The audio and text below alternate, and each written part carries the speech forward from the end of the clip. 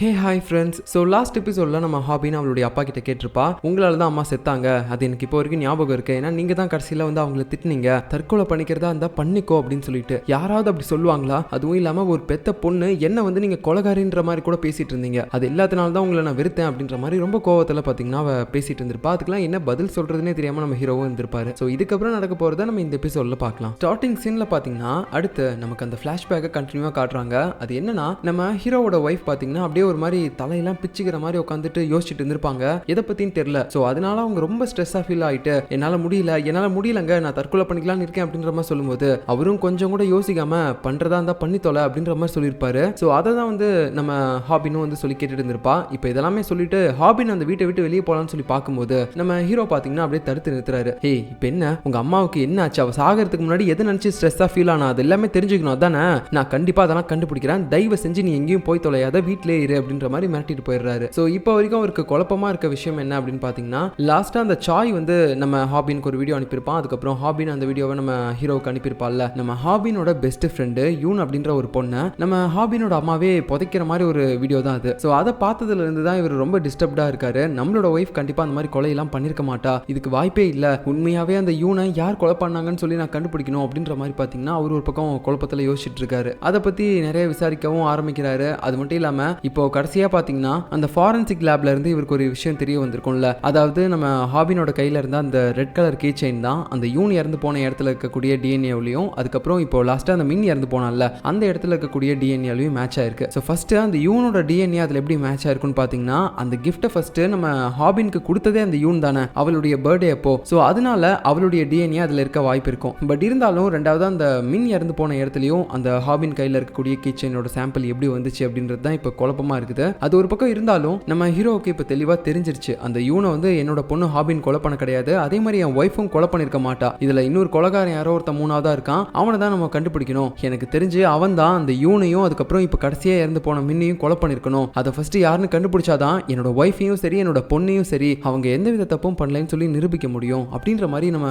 Hero ஒரு மாதிரி யோசிச்சுட்டே இருக்காரு. அது மட்டும் இல்லாமல் வேற ஏதாவது எவிடன்ஸ் கிடைச்சிச்சா அப்படின்ற மாதிரி அங்க இருக்கக்கூடிய அந்த காங் இருக்காருல அவர்கிட்டயும் கேட்டுட்டே இருக்கும்போது அவரு ஒரு கட்டத்துக்கு மேல கோவப்படுறாரு. ஃபர்ஸ்ட் நாங்க எதுக்காக உனக்கு எவிடன்ஸ் கொடுக்கணும்? நீ ஏன் நினைச்ச நேரத்துக்கு வர, நினைச்ச நேரத்துக்கு போற, எங்களுக்கு கரெக்டாக ஒரு கோஆபரேஷன் கூட பண்ண மாட்டேற, உனக்கு எதுக்கு நாங்கள் கொடுக்கணும் அப்படின்ற மாதிரி அவனும் திட்டிடுறான். ஸோ அவன் சொல்றதும் நியாயம் தானே அப்படின்னு சொல்லிட்டு நம்ம ஹீரோவும் பார்த்தீங்கன்னா எதுவுமே பேசாமல் அப்படியே சைலண்டாகவே இருக்காரு. இப்போ இன்னொரு பக்கம் பார்த்தீங்கன்னா போலீஸ்காரங்க பயங்கரமாக விசாரணையில் ஈடுபட ஆரம்பிக்கிறாங்க. ஏன்னா இப்போதைக்கு போலீஸ்காரங்க என்ன நினைச்சிட்டு இருக்காங்க அப்படின்னா, அந்த சாய் தான் வந்து இந்த கொலைகளை பண்ணியிருப்பான் அப்படின்ற மாதிரி அவங்களுக்கு ஒரு டவுட் இருக்கு. அதுக்கான எவிடன்ஸை நம்ம எப்படியாவது ஃபர்ஸ்ட் கண்டுபிடிக்கணும் அப்படின்னு சொல்லிட்டு அந்த சாய் தங்கியிருக்கான்ல அந்த நெய்பர் ரிலேட்டிவ் வீட்டு பக்கத்தில், அந்த இடத்துக்கு இப்போ போலீஸ் டீம் பார்த்தீங்கன்னா நிறைய பேர் போறாங்க. ஏன்னா ஒரு எவிடன்ஸ்னு ஏதாவது இருந்தால் தானே ஃபர்ஸ்ட் அந்த சாயை அரெஸ்ட் பண்ணி அவங்களால விசாரிக்க முடியும். ஏன்னா இதுக்கு முன்னாடி அந்த சாயை அவங்க விசாரிச்சப்போ அவங்க கிட்ட போதுமான ஆதாரம் இல்லை அப்படின்னு சொல்லிட்டு அவனை வேற வழியே இல்லாமல் வெளியே விட்டாங்க. அதுக்காக தான் எவிடன்ஸை தேடி இங்கே வந்திருக்காங்க. ஸோ வந்துட்டு அந்த அண்டர் கிரவுண்ட் முழுக்க பார்த்தீங்கன்னா அவங்க பயங்கரமாக தேடி பார்க்குறாங்க. அங்கே முழுக்க அவங்க கேங் ஆளுங்க இருக்கக்கூடிய ஃபோட்டோஸ், அதுக்கப்புறம் அவங்க இல்லீகலாக நிறைய திருட்டு பொருள்லாம் வச்சிருப்பாங்கல்ல, அதுக்கான எவிடன்ஸ்லாம் கூட இருக்கு. பட் இவன் ஒரு கொலைகாரன் அப்படின்னு சொல்லி நிரூபிக்கிறதுக்கு இவங்க கிட்ட எந்தவித எவிடன்ஸுமே கிடையாது. அப்படி தேடிட்டே இருக்கும்போது அவங்க ஒரு ரூம் பார்த்தீங்கன்னா பூட்டப்பட்டிருக்கும். அந்த ரூமை வந்து ஓப்பன் பண்ணி பார்க்குறாங்க. இங்கே என்ன ஏதோ ரத்தத்தோட ஸ்மெல்லாம் வருது அப்படின்ற மாதிரி யோசிச்சுட்டு இந்த யூவி லைட்லாம் இருக்கும்ல அதை வச்சு அடிச்சு பார்க்கும்போது தான் தெரியுது அங்கே நிறைய ரத்தம்லாம் இருக்குது. ஸோ ஆக்சுவலாக அவனுடைய டீமில் யாராவது ஒருத்தங்க அவன் பேச்சை கேட்கல அப்படின்னா அவன் இந்த மாதிரி தான் இந்த ரூமுக்கு கூட்டு வந்து பயங்கரமாக அவங்களை அடிச்சு கொடுமைப்படுத்துவான் போல. ஸோ லாஸ்ட்டாக கூட பார்த்தீங்கன்னா அவனுக்கு எதிராக ஒரு பொண்ணு போலீஸ் டீமில் எல்லா இன்ஃபர்மேஷனும் கொடுத்துருப்பாள்ல, அந்த பொண்ணை கூட இவன் பயங்கரமாக அடிச்சு வச்சு கொடுமைப்படுத்திருப்பான். அது எல்லாமே இந்த ரூமில் தான் போல. அந்த ரத்தம் தான் இப்படி சிதறி கிடக்குது. இதெல்லாம் பார்க்கும்போதே அவங்களுக்கு நல்லா தெரிஞ்சிச்சு உண்மையாகவே இந்த சாய் வந்து ஒரு கொடுமைக்காரன் தான். ஏன்னா இப்படி ஒருத்தங்களை போட்டு கொடுமை பண்றான் அப்படின்னாலே கண்டிப்பா அவன் ஒரு கொலைகாரனா இருக்கிறதுக்கான வாய்ப்புகளும் இருக்கு அப்படின்ற மாதிரி பாத்தீங்கன்னா இவங்கெல்லாம் ஒரு பக்கம் யோசிச்சுட்டு இருக்காங்க. அதுக்கான எவிடன்ஸை தேடணும் அப்படின்னு சொல்லிட்டு அதுக்கப்புறம் பாத்தீங்கன்னா நம்ம ஹீரோ அங்க இருக்கக்கூடிய நம்ம கு அதுக்கப்புறம் லீ அவங்க ரெண்டு பேரையும் ஆஃபீஸ்க்கு போயிட்டு அங்க இருக்கக்கூடிய ஒர்க்கை பாருங்க, நான் வந்து இங்க இருக்கக்கூடிய இன்வெஸ்டிகேஷன் வேலையை பாத்துக்கிறேன் அப்படின்னு சொல்லும்போது இந்த லீக்கு பாத்தீங்கன்னா ஒரு மாதிரி கோவம் வந்துடுது. ஏன்னா அவளுக்கு ஆல்ரெடி ஒரு டவுட் இருக்கு, நம்ம ஹீரோவோட பொண்ணு ஹாபின் தான் இந்த கொலையெல்லாம் பண்ணிருப்பாளோ அப்படின்ற மாதிரி. ஏன்னா ஸ்கூல்லையும் விசாரிச்சப்போ ஹாபின் பாத்தீங்கன்னா கொஞ்ச நாளா ஸ்கூலுக்கே வரல. ஸோ அது மட்டும் இல்லாமல் அவளுடைய நடவடிக்கைகள்லாம் ரொம்ப சஸ்பீஷியஸாக இருக்கு. அவளை பற்றின விஷயங்களையும் பார்த்தீங்கன்னா நம்ம ஹீரோ மறைச்சிருக்காரு. ஸோ அதனால தான் நம்ம ஹீரோ அவருடைய பொண்ணை இந்த கொலை கேஸ்லேருந்து காப்பாற்றுறதுக்கு பார்க்குறாரோ அப்படின்ற மாதிரி நம்ம லீ தப்பாக நினச்சிட்டு ஒரு மாதிரி கோவத்தில் பார்த்துட்டு இருக்கா. பட் இருந்தாலும் அதை பற்றி எதுவுமே நம்ம ஹீரோ கிட்ட கேட்கல, சரின்னு சொல்லிட்டு போயிடுறா. இப்போ இன்னொரு பக்கம் பார்த்தீங்கன்னா அந்த ஹெல்மெட் மேனை காட்டுறாங்க. ஸோ அவன் பார்த்தீங்கன்னா வழக்கம் போல மறுபடியும் நம்ம ஹாபின் தான் ஃபாலோ பண்ணிட்டு போயிட்டு இருக்கான். சரியா அந்த நேரத்துல ஒரு சந்தில பாத்தீங்கன்னா நம்ம ஹாபின் அப்படியே காரை விட்டு கீழே இறங்கி நிக்கிறா. அவனை வழிமறைச்சு அந்த நேரத்துல பாத்தீங்கன்னா பின்னாடி வேற போலீஸ்காரங்களாம் வந்து நிக்கிறானுங்க. ஸோ என்னன்னு பாத்தீங்கன்னா நம்ம ஹாபின் தான் போலீஸ்க்கு கால் பண்ணிருப்பா போல. இந்த மாதிரி யாரோ ஒருத்தன் குடிச்சிக்கிட்டு நான் போயிட்டு இருக்கக்கூடிய வண்டிக்கு பின்னாடி ஃபாலோ பண்ணிட்டு வரான், நீங்க என்னன்னு கொஞ்சம் வந்து பாருங்க அப்படின்னு சொல்லி போலீஸ்ல கம்ப்ளைண்ட் கொடுத்துருப்பா போல. அதனால தான் போலீஸும் டக்குன்னு அவ இருக்கக்கூடிய லொகேஷனை தெரிஞ்சுக்கிட்டு இங்க வந்திருக்காங்க. எதுக்காக நம்ம ஹாபின் இந்த மாதிரி ஒரு பிளான் பண்ணிருக்கா அப்படின்னு பாத்தீங்கன்னா அவனுடைய ஃபேஸை பார்க்கணும். ஏன்னா இது நாள் வரைக்கும் அவனோட ஃபேஸை வந்து இவளால பார்க்கவே முடியல. ஸோ அதுக்காக தான் போலீஸ் அவர் சொல்லியிருக்கா. அப்புறம் அவன் குடிச்சிருக்கானா இல்லையா அப்படின்னு சொல்லி பார்க்கறதுக்காக அந்த ஹெல்மெட்டையும் கழட்ட சொல்றாங்க. அப்போ அந்த டைம்ல பாத்தீங்கன்னா அவனோட ஃபேஸையும் அவ பார்த்துடுறா. ஸோ இவன் யாருன்னே தெரியல, புது கேரக்டரா இருக்கான். இப்படி இது ஒரு பக்கம் இருக்கும்போது இன்னொரு பக்கம் பாத்தீங்கன்னா நம்ம ஹீரோ அந்த நெய்பர் லேடி வீட்டு பக்கத்துல அந்த சாயோட இடம் இருந்திருக்கும்ல, அங்க கூட அவன் வந்து நிறைய பேர் கொடுமை பண்ணியிருக்கான் அப்படின்ற மாதிரி அந்த ரத்த கரையெல்லாம் கண்டுபிடிச்சிருப்பாங்க. இந்த நேரத்தில் பாத்தீங்கன்னா மேல இருக்க அந்த நெய்பர் லேடியும் அவளோட வீட்டில் இருக்கக்கூடிய அந்த கரையெல்லாம் அப்படியே ஒரு மாதிரி தொடச்சிட்டு இருக்கா, டெட்டால் எல்லாம் போட்டு. இவன் ஏன்டா இந்த மாதிரிலாம் பண்ணிட்டு இருக்கா அப்படின்னு சொல்லி பார்த்தா இவளையும் பாத்தீங்கன்னா பயங்கரமா அடிச்சு கொடுமை பண்ணிருப்பான்ல அவன் அந்த சாய். ஸோ அந்த டைம்ல இவளுடைய ரத்தமும் கீழே சிந்திருக்கும் போல. அதுதான் போலீஸ் கண்டுபிடிச்சிடக்கூடாதுன்னு சொல்லிட்டு இப்படி கிளீன் பண்ணிட்டு இருக்கா. சரியா நம்ம ஹீரோ வேற வந்து கதவை தட்டுறான், குடிக்க கொஞ்சம் தண்ணி கொடுங்க அப்படின்னு சொல்லிட்டு. ஆனா ஆக்சுவலா அவன் விசாரிக்கணும் அப்படின்றதுக்காக தான் இங்க வந்திருக்கான். ஸோ அப்படியே ஒரு மாதிரி சுத்தி முத்தியும் பார்த்துட்டு இருக்கான். இந்த டைம்ல பாத்தீங்கன்னா இந்த பக்கம் நம்ம ஹாபின்னு அந்த ஹெல்மெட் மேனை பிடிச்சிருப்பாள்ல. ஸோ இப்போ போலீஸ்காரங்க அவனை விசாரிச்சு பார்த்ததுல அவன் குடிக்கல அப்படின்னு சொல்லிட்டு அங்கிருந்து போயிட்டாங்க.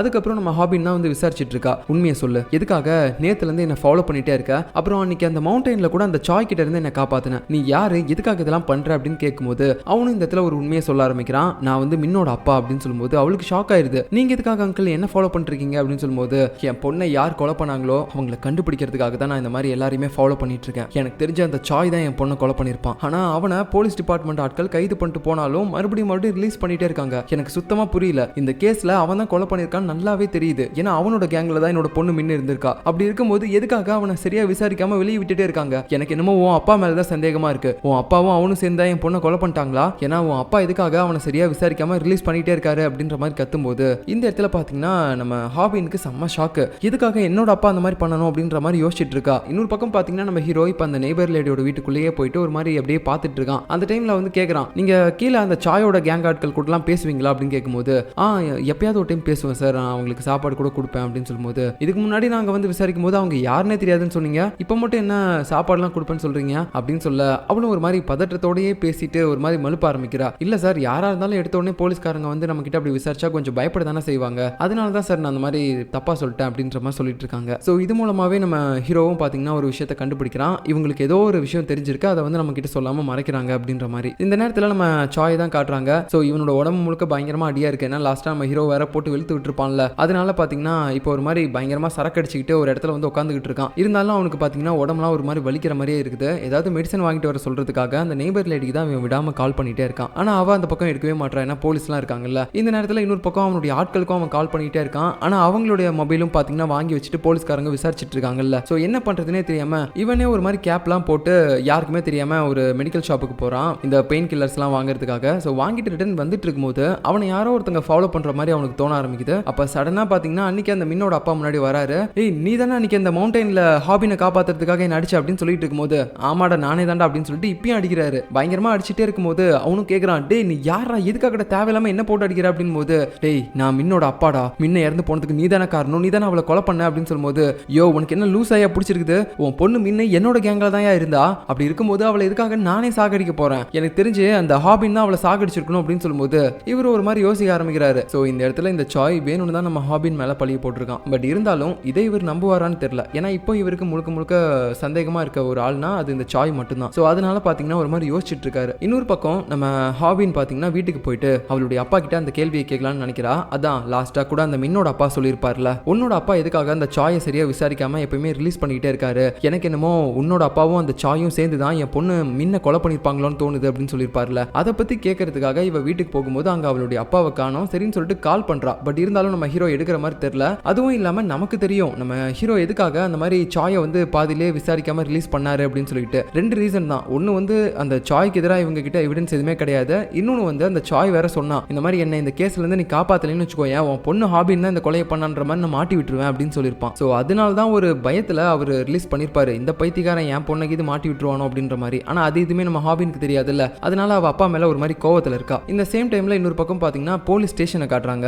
அந்த இடத்துல இப்போ புதுசா இன்னொரு ஆஃபீஸர் வந்திருப்பாரு. அந்த ஆஃபீஸர் இதுக்கு முன்னாடி நம்ம கூவை பாத்தீங்கன்னா இங்கேயோ பார்த்திருப்பாரு போல. அதான் அந்த கூன்றவன் ஜூனியர் இருக்கான்ல. ஸோ அவனை இதுக்கு முன்னாடி இந்த ஆஃபீஸர் சார் வேற எங்கேயோ பார்த்த மாதிரி இருக்கே அப்படின்ற மாதிரி பார்த்துட்டு இருக்காரு. ஸோ இதை தெரிஞ்சுக்கிட்டு அந்த லீ இருக்காங்கல்ல ஜூனியர், அவங்களும் வந்து கேட்குறாங்க அந்த ஆஃபீஸர் கிட்ட, சார் நீங்க இதுக்கு முன்னாடி அவனை பார்த்துருக்கீங்களா அப்படின்னு சொல்லும்போது, பார்த்துருக்கேன் ஆனா எங்கன்னா தெரியல அப்படின்ற மாதிரி யோசிச்சுட்டு இருக்காரு. இப்போ அடுத்த சீன்ல மறுபடியும் பாத்தீங்கன்னா இதுக்கு முன்னாடி நம்ம சாயை பத்தின விஷயங்கள் எல்லாத்தையுமே அவனுடைய கேங்ல இருக்கக்கூடிய ஒரு பொண்ணே சொல்லியிருப்பாள்ல, அவ கூட பார்க்கறதுக்கு ரொம்ப இன்னசென்ட்டா இருந்திருப்பா. இப்போ அந்த பொண்ணையே தான் மறுபடியும் விசாரிக்கிறாங்க, நம்ம ஹீரோ தான் விசாரிக்கிறாரு. அப்போ வெளியில இருந்து நம்ம குவும் ஒரு மாதிரி பார்த்துட்டே இருக்கான். ஏன்னா அவனுக்கு பாத்தீங்கன்னா அந்த பொண்ணை பிடிச்சிருக்கும் போல. ஏன்னா அந்த பொண்ணு பார்க்கவே ரொம்ப பாவமா இருக்கா. அது மட்டும் இல்லாம இதுக்கு முன்னாடி கூட பாத்தீங்கன்னா இவங்களெல்லாம் நம்பி தான் வந்து அந்த விஷயங்கள் எல்லாம் சொல்லியிருப்பா. ஆனா அந்த சாய்க்கு அந்த உண்மையெல்லாம் தெரிஞ்சா அவளை போட்டு அடைச்சு வச்செல்லாம் பயங்கரமா கொடுமை பண்ணியிருப்பான். ஸோ அந்த மாதிரி மறுபடியும் ஆயிருமோ, அவன் நம்மளை ஏதாவது ஒன்று பண்ணிடுவானோ அப்படின்ற மாதிரி பயத்தில் அவள் ஒரு மாதிரி இருக்கும்போது நம்ம ஹீரோவும் கேட்க ஆரம்பிக்கிறாரு, ஃபர்ஸ்ட் நீ எதுக்காகமா இவனோட கேங்கில் வந்து ஜாயின் பண்ண அப்படின்னு கேட்கும்போது அவளும் சொல்றா, இந்த மாதிரி என் வீட்டிலே நிறைய பிரச்சனை சார், எனக்கு அங்கே இருக்க பிரச்சனையை விட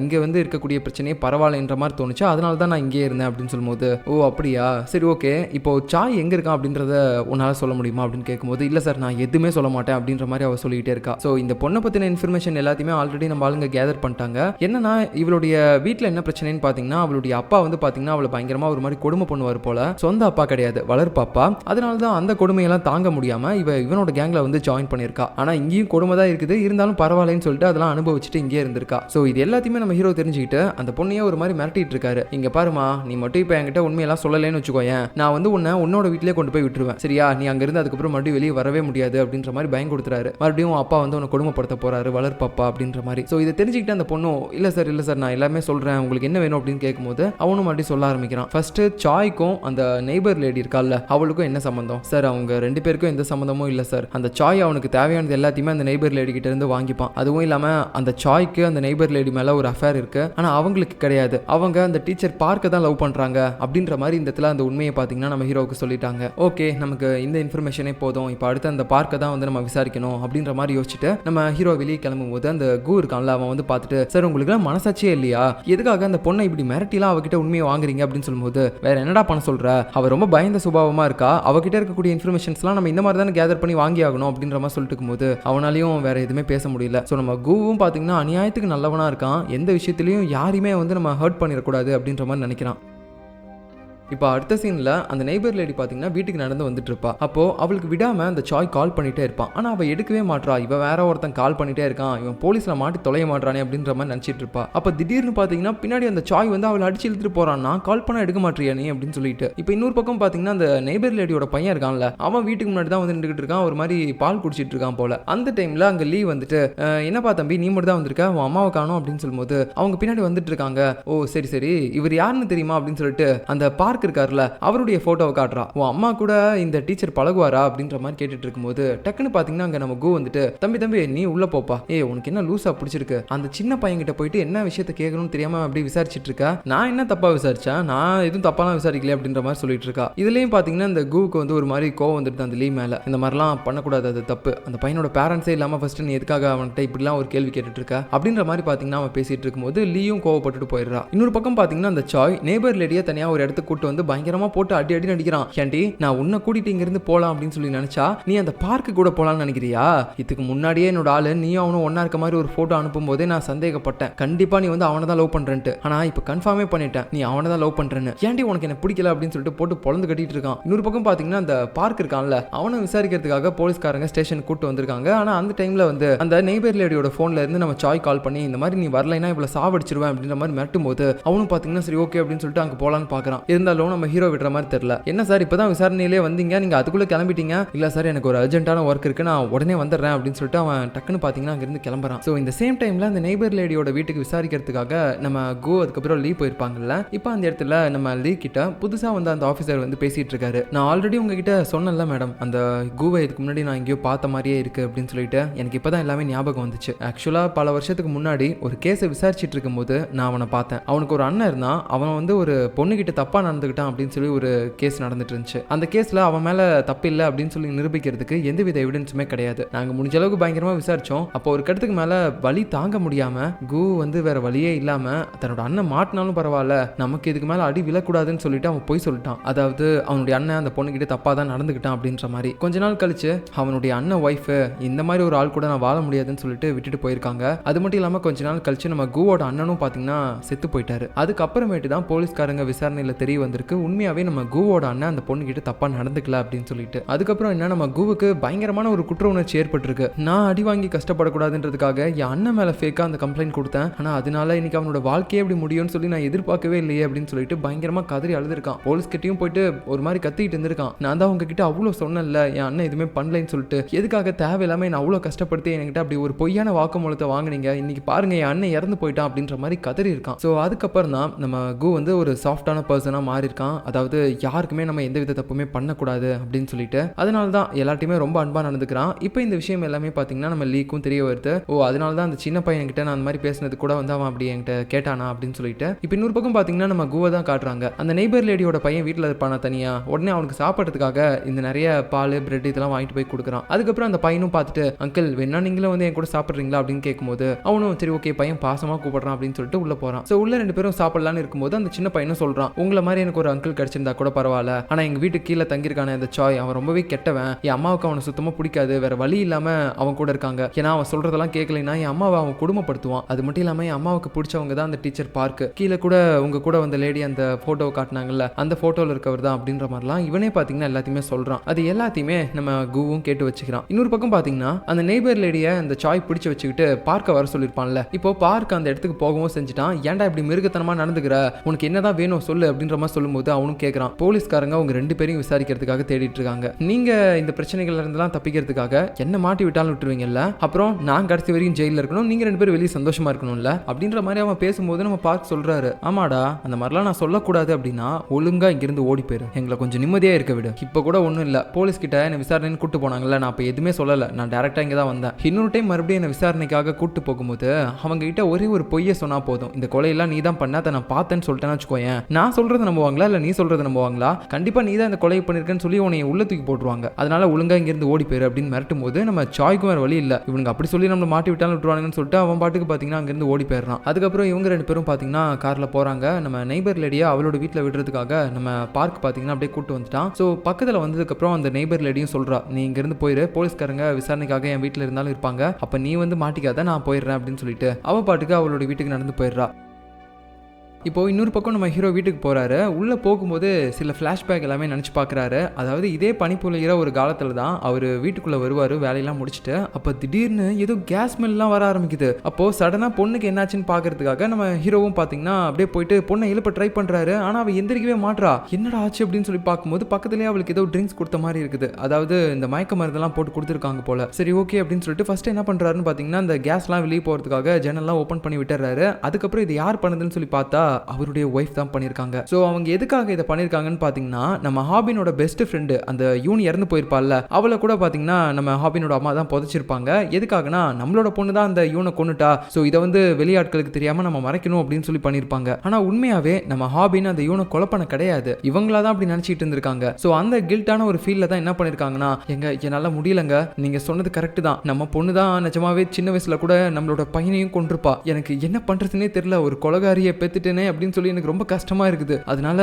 அவளை பார்க்க கூடாதுன்னு சொல்லி தாங்க நான் இந்த மாதிரி பண்ணேன் அப்படின்னு சொல்லும்போது அவருக்கு பார்த்தீங்கன்னா செம்ம டென்ஷன் ஆயிடுது. அந்த கேஸ்ல நானே தெரியாம அவன் மேல சந்தேகப்பட்டுட்டேனோன்னு சொல்லி எனக்கு ரொம்ப கஷ்டமா இருக்குது இப்போ வரைக்கும். ஆனா நீ என்ன திடீர்னு நம்ம பொண்ணை பத்தி இப்படிலாம் பேசிட்டு இருக்க, நானே அதெல்லாம் மறந்துட்டேன், விட்டுரு, நம்ம பொண்ணுலாம் அந்த மாதிரி எதுவும் பண்ணிருக்க மாட்டா, அதுவும் இல்லாம இன்னொரு டைம் நம்மளோட பொண்ணை இந்த மாதிரி ஏதாவது ஒன்று பண்ணணும்னு நினைச்ச நீ கூட செத்து போயிரு, என் பொண்ணை விட்டுரு அப்படின்னு சொல்லிட்டு அவர் அங்கிருந்து போலான்னு பாப்பாரு. அந்த நேரத்தில் பாத்தீங்கன்னா அவங்க விடாம மறுபடியும் சொல்றாங்க, இல்லங்க எனக்கு ஒரு மாதிரி ரொம்ப மென்டல் ப்ரெஷரா இருக்கு, நம்ம பொண்ணு ஒரு கொலகாரியா இருப்பாளோன்னு தோணிட்டே இருக்கு, எனக்கு பேசாம செத்தரலாம் போல இருக்கு அப்படின்னு சொல்லும்போது பரவாயில்ல நீ வேணா செத்து தொலை அப்படின்ற மாதிரி அவர் அப்பதான் பாத்தீங்கன்னா அந்த வார்த்தையவே விட்டுருப்பாரு. அதாவது இதுக்கு முன்னாடி நம்ம ஹாபின் சொல்லிருப்பாள்ல இந்த மாதிரி நீங்க தானே அம்மாவை சாகணும்னு சொன்னீங்க அப்படின்னு சொல்லிட்டு, சோ அதை அவ மயக்க கழகத்துல இருந்தப்ப கூட பாத்தீங்கன்னா கேட்டிருப்பா போல, ஏன்னா நம்ம ஹீரோ கத்தி சொல்லியிருப்பான். அதுக்கப்புறம் பக்கமா வந்து கொஞ்சமாவது புரிஞ்சுக்கோ, இந்த மாதிரிலாம் பேசாத, நம்மளோட பொண்ணுலாம் அப்படி பண்ணிருக்க மாட்டா அப்படின்ற மாதிரி ஆறுதலா கொஞ்சம் மெதுவா பேசியிருப்பாரு. இது எதுவுமே பாத்தீங்கன்னா அவளுடைய காதுக்கு கேட்டிருக்காது போல. அது மட்டும் இல்லாம இந்த இடத்துல ஹாபினோட அம்மா இன்னொரு விஷயத்தையும் சொல்லியிருப்பாங்க, எங்க நம்மளோட பொண்ணுகிட்ட மட்டும் இந்த விஷயத்த சொல்லிடாதீங்க, ஏன்னா நானே அவளை கொலை பண்ண பார்த்தேன் அப்படின்ற விஷயம் தெரிஞ்சிச்சுன்னா அவ ரொம்ப கஷ்டப்படுவா அப்படின்னு சொல்லும்போது ஹீரோவும் பாத்தீங்கன்னா சரி ஓகே நான் சொல்லல அப்படின்னு சொல்லி ப்ராமிஸ் பண்ணிருப்பாரு. அந்த ரீசன்னால தான் ஹாபின் இவர் அத்தனை டைம் திட்டினதுக்கு அப்புறம் கூட இவர் பதிலுக்கு அன்னைக்கு உண்மையாவே என்ன நடந்துச்சு அப்படின்ற விஷயத்த சொல்லாம மறைச்சிட்டு இருக்காரு. நம்மள இவ தப்பா நினைச்சா கூட பரவாயில்ல, அவ அம்மா மேல நிறைய பாசம் வச்சிருக்கா, சோ அவளை வந்து இவ தப்பா நினைச்சிடக்கூடாது அப்படின்னு சொல்லி தான் அதெல்லாம் மறைச்சிட்டு இருக்காரு. சோ இப்போ இந்த பிளாஷ்பேக் எல்லாத்தையுமே காட்டி முடிச்சதுக்கு அப்புறம் அவர் பாத்தீங்கன்னா அப்படியே வீட்டுக்குள்ள போறாரு. அந்த இடத்துல பொண்ணு வந்து கேட்கறா, ஏன்பா நான் அத்தனை டைம் உங்களுக்கு கால் பண்ணிட்டே இருந்தேன், நீங்க எடுக்கவே இல்லை. எனக்கு ஃபர்ஸ்ட் ஒரு விஷயத்த தெளிவுபடுத்துங்க, எதுக்காக நீங்க அந்த சாயை ரிலீஸ் பண்ணிட்டே இருந்தீங்க? அவனை நல்லா விசாரிக்கலாம்ல, அவன் தான் அந்த மின்னை கொண்டிருப்பான் அப்படின்னு சொல்லும்போது அவரு சொல்றாரு, இப்போ வரைக்கும் அவன் தான் அந்த மின்னை கொன்னா அப்படின்றதுக்கு எங்ககிட்ட எந்தவித ப்ராப்பரான எவிடன்ஸும் கிடையாது, அதனால தான் நாங்கள் அவனை ரிலீஸ் பண்ணோம். அதுவும் இல்லாமல் அவன் உன்னை வந்து மாட்டி விட்டுருன்ற மாதிரி என்ன பயம் கொடுத்தான். இந்த 2 ரீசன்னால தான் நான் அவனை ரிலீஸ் பண்ணேன் அப்படின்ற மாதிரி அவர் சொல்லிட்டு வெளியே வராரு. அந்த நேரத்தில் பார்த்தீங்கன்னா அவருக்கு சாய் கால் பண்ணுறான். எதுக்காகனா, இதுக்கு மேலேயும் நம்ம வந்து காத்துட்டு இருக்க கூடாது, ஏன்னா நம்மளை சுற்றி இருக்க எல்லாருமே நமக்கு எதிராக திரும்பிட்டு இருக்காங்க. ஸோ ஃபர்ஸ்ட் நம்ம என்ன பண்ணோம் அப்படின்ற விஷயத்த நம்மளே வந்து சொல்லிடலாம் அப்படின்ற மாதிரி யோசிச்சுட்டு தான் நம்ம ஹீரோ கிட்ட கால் பண்ணி பேசுகிறான். இந்த மாதிரி நான் சொல்கிற இடத்துக்கு நீங்கள் வாங்க, உங்ககிட்ட நான் எல்லா விஷயத்தையுமே சொல்லிடுறேன் அப்படின்ற மாதிரி சொல்கிறான். நம்ம ஹீரோவும் சரி ஓகே அப்படின்னு சொல்லி கேட்டு அந்த இடத்துக்கு கிளம்பிட்டு இருக்கான். இப்போ இன்னொரு பக்கம் பார்த்தீங்கன்னா போலீஸ் ஸ்டேஷனில் விசாரணை பண்ணுற இடத்துல சாயோட கேங்கில் இருக்கக்கூடிய ஒரு ஆளை வந்து நம்ம காங் வந்து விசாரிச்சுட்டே இருக்காப்ல. இந்த மாதிரி உனக்கும் சாய்க்கும் என்ன சம்பந்தம், நீங்கள் 2 பேரும் சேர்ந்து என்னென்ன இல்லீகலான வேலையெல்லாம் பார்க்குறீங்க அப்படின்ற மாதிரி விடாமல் அவன்கிட்ட கேட்டுகிட்டே இருக்கும்போது அவன் பார்த்தீங்கன்னா ஒரு கடத்துக்கு மேலே பயந்துட்டு எல்லாத்தையுமே சொல்ல ஆரம்பிச்சிடறான். சார் இங்கே பாருங்க, நான் சாய் கூட சேர்ந்து கொலை பண்ணுற அளவுக்குலாம் எதுவுமே பண்ணது கிடையாது. அவன் என்கிட்ட ஏதோ ஒரு மெடிசனை ஒரு இடத்துல கொண்டு போய் வைக்க சொல்லுவான், நான் அதை போய் அங்கே வைப்பேன், அவ்வளோதான். மற்றபடி எனக்கும் அவனுக்கும் வேற எந்த சம்மந்தமும் கிடையாது அப்படின்னு சொல்ல அவனும் பார்த்தீங்கன்னா உடனே ஒரு இடத்த சொல்கிறான். அந்த இடத்த அவனும் நோட் பண்ணிக்கிறான்.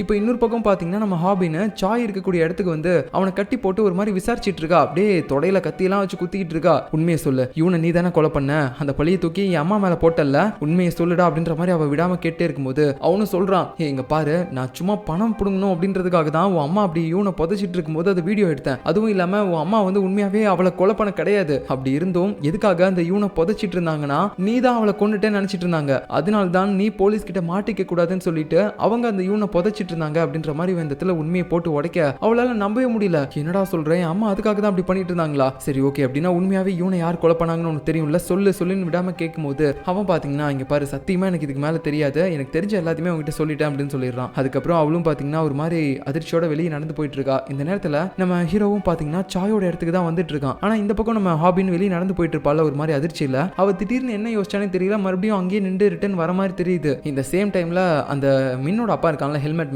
அவன் பாத்தீங்கன்னா ஏதோ ஒரு இடத்துல ஒருத்தரை பாக்குறதுக்காக போறான். யாருன்னு பாத்தீங்கன்னா அந்த டீச்சர் பார்க்க தான். இவன் எதுக்காக இவனை பார்க்க வந்தான் அப்படின்ற மாதிரி யோசிச்சுட்டு இருக்கும்போது அந்த பார்க்கும் சொல்றான், அப்பா நீங்க இதை இப்பவே ஸ்டாப் பண்ணிக்கோங்க, இதுக்கு மேலேயும் எல்லாருமே ஃபாலோ பண்ணிட்டு இருக்காதீங்க அப்படின்ற மாதிரி சொல்றான். என்னடா இவன் வந்து இவனை அப்பன்னு சொல்றான் அப்படின்னு சொல்லி பார்க்கும்போது தான் தெரியுது, ஆக்சுவலா உண்மையாவே இந்த பார்க்கோட அப்பா தான் இந்த ஹெல்மெட் மேன். அதுவும் இல்லாம உண்மையாவே முன்ன யார் தெரியுமா கொலை பண்ணா, அதுவும் இந்த பார்க் தான். கழுத்தை நெரிச்சு கொலை பண்ணிருக்கான். பட் என்ன ரீசனுக்காக கொலை பண்ணா அப்படின்றது எதுவுமே நமக்கு தெரியல. கழுத்தை நெரிச்சு தான் கொலை பண்ணிருக்கான். பட் இருந்தாலும் அந்த ஃபாரஸ்ட்ல இருக்கக்கூடிய அந்த ஷெட்ல எப்படி இவளுடைய ரத்தம் இருக்கும், கழுத்தை அறுத்து கொலை பண்ணலையே இவன். அது மட்டும் இல்லாம அவளுடைய டெட் பாடியை கார்ல எடுத்து கொண்டு போனது, அதுக்கப்புறம் அதை போலீஸ் யாரும் பார்த்துக்க கூடாதுன்னு சொல்லி அந்த காரை எரிச்சது, இதெல்லாம் யார் பண்ணது அப்படின்னு சொல்லி நமக்கு தெரியல. ஃபர்ஸ்ட் இவன் ஏன் அந்த மின்னை கொலை பண்ணானே நமக்கு தெரியல. பட் இருந்தாலும் அந்த மின்னை இவன் தான் கொலை பண்ணிருக்கான். ஸோ இந்த விஷயத்த போலீஸ் கண்டுபிடிச்சிடக்கூடாது, இந்த பழியை வந்து நம்ம வேற யாரோ ஒருத்தர் மேல போடணும் அப்படின்னு சொல்லி தான் இந்த ஹெல்மெட் மேன், அதாவது பார்க்கோட அப்பா, இவன் உண்மையாவே பார்க்கோட அப்பா தான் போல. ஸோ இவன் என்ன பண்ணிருக்கான்னு பாத்தீங்கன்னா அந்த சாயை ஃபாலோ பண்ண ஆரம்பிச்சிருக்கான். அது மட்டும் இல்லாம இன்னும் நிறைய பேரை வந்து ஃபாலோ பண்ண ஆரம்பிச்சு இந்த பழியை வேற யாராவது ஒருத்தங்க மேல தூக்கி போடணும் அப்படின்னு நினைச்சிருக்காரு. அதுக்கான இன்ஃபர்மேஷன் சேகரிக்கணுன்றதுக்காக தான் இந்த மாதிரி எல்லாருமே ஃபாலோ பண்ணிட்டு போயிருக்காரு. ஸோ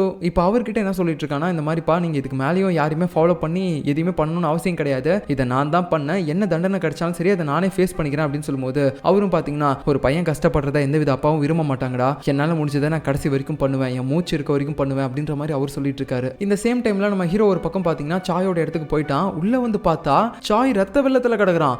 என்ன வர சொல்லிட்டு இவன் செத்து கிடக்குறான் அப்படின்ற மாதிரி யோசிச்சுட்டு அவர் ஒரு பக்கம் ஷாக்கிங்ல இருக்கும்போது கரெக்டா போலீஸ்காரங்களும் இங்க வர ஆரம்பிக்கிறாங்க இதே இடத்துக்கு. இவங்க எப்படி வந்திருப்பாங்கன்னு பாத்தீங்கன்னா, லாஸ்டா சாயோட ஆளை விசாரிக்கும் போது அவன் ஒரு இடத்த சொல்லியிருப்பான்ல, சோ அது இந்த இடம் தான் போல, அதுக்காக தான் இவங்களும் இங்க வந்திருக்காங்க விசாரணை பண்றதுக்காக. இந்த நேரத்துல நம்ம ஹீரோ இங்க இருந்து வெளியே போலான்னு சொல்லி ட்ரை பண்ணும்போது அங்க பாத்தீங்கன்னா அவருடைய பொண்ணு இருக்கா, அதுவும் இல்லாம அவ கை முழுக்க ரத்தமா இருக்குது. சோ இவதான் இந்த கொலையை பண்ணிருப்பாளா, அதுவும் இல்லாம போலீஸ்காரங்க வேற உள்ள வந்துட்டு இருக்காங்களே, நான் எப்படி இவளை காப்பாத்துவேன் அப்படின்னு சொல்லிட்டு அவர் ஒரு மாதிரி ஷாக் ஆகி பார்த்துட்டு இருக்காரு, என்ன பண்றதுன்னே தெரியாம. சோ இதுக்கப்புறம் நடக்க போறத நம்ம அடுத்த எபிசோட்ல பார்க்கலாம். பாய்.